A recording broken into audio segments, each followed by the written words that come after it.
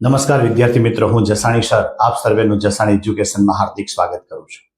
આજે આપણે standard 12 science subject physics chapter 3 પ્રવાહ વિદ્યુત, જેનો આજે આપણે ટોપિક જોવો છે વિદ્યુત પાવર. અને આગળનો જે લેક્ચર હતો જેમાં આપણે જોયું વિદ્યુત ઉર્જા અને એ વિદ્યુત ઉર્જામાં સ્થિતિ ઉર્જા, ગતિ ઉર્જા અને એ ગતિ ઉર્જાનું ઉષ્મા ઉર્જામાં રૂપાંતરણ થાય કે એનું આપણે સૂત્ર મળ્યું I²RT. એની થિયરી, એને લગતા એક્ઝામ્પલ. આજે આ લેક્ચરની અંદર આપણે અગત્યનું એકદમ એમ કહેવાય કે વિદ્યુત પાવર એ સમજવો છે. અને આ વિદ્યુત પાવરની સાથોસાથ યાંત્રિક પાવર, બરોબર, એની પણ સરખામણી કરવી છે અને સાથે આને લગતા એક્ઝામ્પલ. તો 2 માર્કમાં પૂછે વિદ્યુત પાવર સમજાવો અથવા તો વિદ્યુત પાવર એટલે શું. તો પહેલા આપણે વ્યાખ્યા લખવાની કે એકમ સમયમાં, અહીંયા મા શબ્દ સમયની પાછળ લાગ્યો, વ્યય પામતી ઉર્જાને વિદ્યુત પાવર કહેવાય. મેં શબ્દ લખ્યો વિદ્યુત પાવર બરાબર વિદ્યુત ઉર્જાના છેદમાં સમય. જે શબ્દની પાછળ માં લાગે, દીઠ લાગે, ફેરફાર લાગે, એ બધાય છેદમાં આવે. માટે વિદ્યુત પાવર બરાબર વિદ્યુત ઉર્જાના છેદમાં સમય. તો અહીંયા આમ લખવું તો થાય P બરાબર W ના છેદમાં T. માટે વિદ્યુત પાવરનો સિમ્બોલ છે P. પ્રોટોનનો સિમ્બોલ P, વેગમાનનો સિમ્બોલ P, બરાબર, ધ્રુવનો સિમ્બોલ P. અહીંયા P બરાબર ઉર્જાનું સૂત્ર થાય I²RT છેદમાં T. આ બે ઉડી ગયા. માટે આપણને પાવરનું સૂત્ર મળ્યું I²R. R તો અચળ છે, માટે P ચાલે છે I², એ જૂલનો નિયમ આવશે. અહીંયા મેં ખાલી સાદુરૂપ આપ્યું, I નો વર્ગ છે એટલે I મેં 2 વખત લખ્યા. માટે I × R. ઓહમના નિયમ પ્રમાણે જુઓ તો IR એટલે V બને. માટે પાવરનું બીજું સૂત્ર બન્યું VI, કહેતા IV. I એટલે પ્રવાહ અને વિદ્યુત, V એટલે વિદ્યુત સ્થિતિમાન. જો I ની કિંમત આપણે V/R લખીએ તો પાવરનું ત્રીજું સૂત્ર બને P બરાબર V²/R. આનો જે એકમ છે એ એકમ વોટ બને, અથવા એમ કહેવાય કે જૂલ પર સેકન્ડ અથવા ન્યૂટન મીટર પર સેકન્ડ. તમારે અહીંયા સુધી લખવું પડે 2 માર્ક્સમાં. 3 સૂત્ર બતાવવા પડે. હવે પાવરના સૂત્ર પરથી આપણે ઉર્જાનું સૂત્ર, તો કે P બરાબર ઉર્જાના છેદમાં સમય. તો ઉર્જા બરાબર P ગુણ્યા સમય, કહેતા પાવર ગુણ્યા સમય. પાવર શેમાં મપાય? વોટમાં.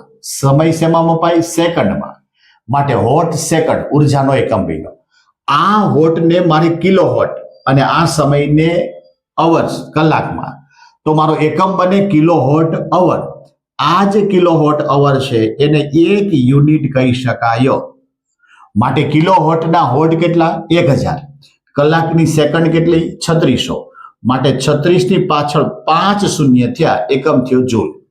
માટે 3.6 × 10⁶ જૂલ, કે આને 1 યુનિટ કહેવામાં આવે છે. અને આ પ્રમાણે એમ કહેવાય કે તમારા ઘરની અંદર જે લાઇટ બિલ છે એ આ રીતે હંમેશા કેલ્ક્યુલેશન કરતા હોય કે 1000 વોટ 1 કલાક સુધી જો એ ચાલુ રહે તો 1 યુનિટ બળતું હોય છે. આને લગતા એક્ઝામ્પલ પણ આપણે જોવા છે. આ તો આપણો વિદ્યુત પાવર. આવી રીતે આવશે યાંત્રિક પાવર. યાંત્રિક પાવર પણ આવે તો જોઈએ. યાંત્રિક પાવરમાં પણ P બરાબર W ના છેદમાં T. માટે F ગુણ્યા D છેદમાં T. માટે F એટલે MA D છેદમાં T. દળ, પ્રવેગ, સ્થળાંતર અને સમય. બરોબર.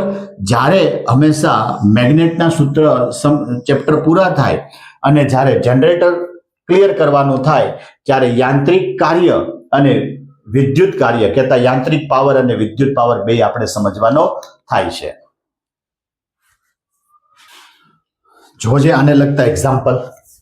કારની એક સંગ્રાહક બેટરીનું EMF, ઇલેક્ટ્રોમોટિવ ફોર્સ, કહેતા 12 વોલ્ટ છે. તમને આમ ખબર ન પડે તો V પરથી ખબર પડે કે વોલ્ટેજ છે. બેટરીનો આંતરિક અવરોધ 0.4 ઓહમ, અહીંયા પણ એકમ પરથી ખબર પડે કે R છે. તો બેટરીમાંથી કેટલો મહત્તમ પાવર ખેંચી શકાય? V બરાબર 12, R બરાબર 0.4. પાવરનું સૂત્ર છે V²/R. માટે 12² છેદમાં 0.4, 144 ના છેદમાં 4. માટે 360 વોટ આ મહત્તમ ખેંચી શકાય. આ એમસીક્યુ આ પ્રકારના આવે. એક્ઝામ્પલ પણ આપણે એક જોઈએ. એક વિદ્યુત પાવર સ્ટેશનથી 150 કિલોમીટર દૂર એક ગામમાં તાંબાના તાર વડે પાવર મોકલવામાં આવે. તો તાંબાના તારની લંબાઈ કેટલી થઈ? 150 કિલોમીટર. પ્રતિ કિલોમીટર દીઠ વોલ્ટેજ ડ્રોપ 8 છે. 1 કિલોમીટરે 8 વોલ્ટેજ છે.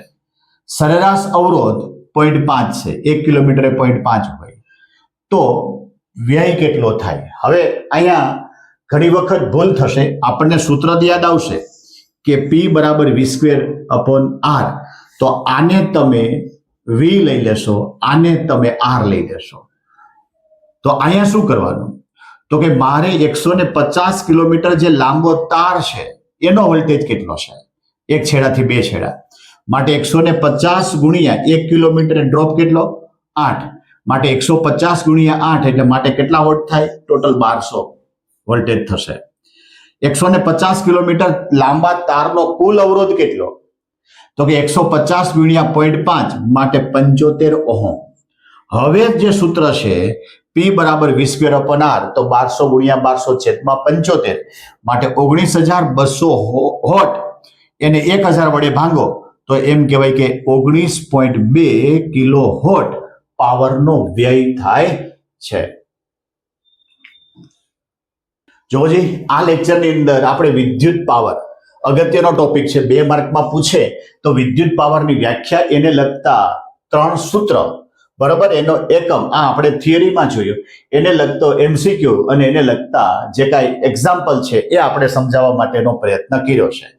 આના પછીનો જે લેક્ચર છે એ તમારા ટેક્સ્ટબુકની અંદર કિર્ચોફનો નિયમ છેલ્લે છે.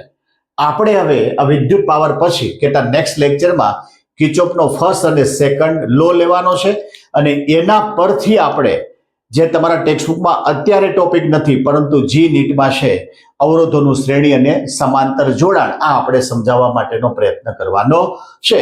તો આપણે જે લેક્ચરની પેટર્ન છે એ જે તે ટોપિક, એને થિયરી, એના એમસીક્યુ અને એના એક્ઝામ્પલ એ રીતે એકદમ સરળ ભાષાની અંદર અને એમ કહેવાય કે એકદમ નાનકડો વિડીયોના સ્વરૂપમાં આપણે આપીએ છીએ. તો વધારે વિદ્યાર્થીઓનો લાભ લે તે માટે અમારો જે આ વિડીયો છે એને વધારે શેર કરજો. અમારી જે ચેનલ છે જસાણી એજ્યુકેશન ચેનલને લાઈક અને સબસ્ક્રાઇબ કરવાનું પણ ભૂલતા નહીં.